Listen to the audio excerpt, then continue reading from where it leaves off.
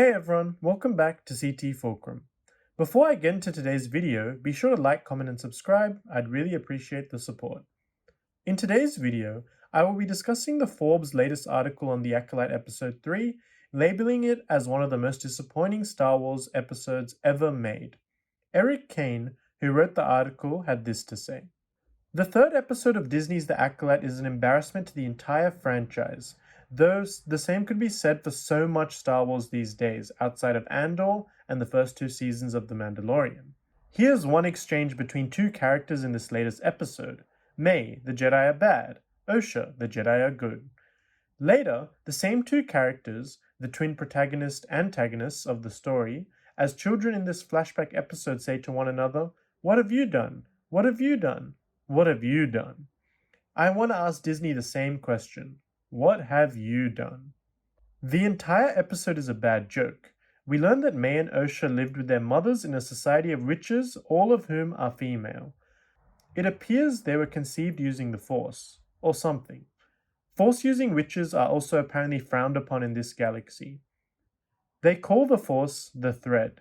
I'm getting dark side vibes here, though I'm also getting the sense that this show will try to be all edgy and make the Jedi out to be the bad guys, which we've seen play out about a half a dozen times at this point. Osha and May fight with one another constantly and are very, very irritating throughout the episode. Osha wants to leave her people and May wants to stay.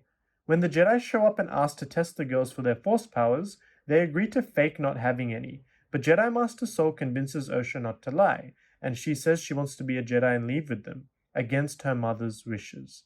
May is upset and threatens to kill her sister, locking her in the chambers and burning the entire witch village to the ground, apparently killing everyone. It seems clear that there's more to the story, that somehow the four Jedi Indara, King Tommen, Wookiee, and Soul are somehow complicit. Soul saves Osha and they escape. May appears to fall to her death, but we know better since this is the third episode. What a disaster. Kane went further to say, "I'm confused about the entire motivation of May, who wants revenge on the Jedi, but is actually the one responsible for killing everybody, if that is, anyone is actually dead. Even if she didn't burn everyone to death, she certainly started a fire that she certainly must believe killed Osha at the very least.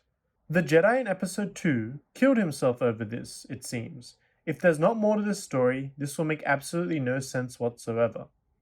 The witch chant was one of the lamest chants in the history of all chants. I wanted to giggle maniacally listening to it.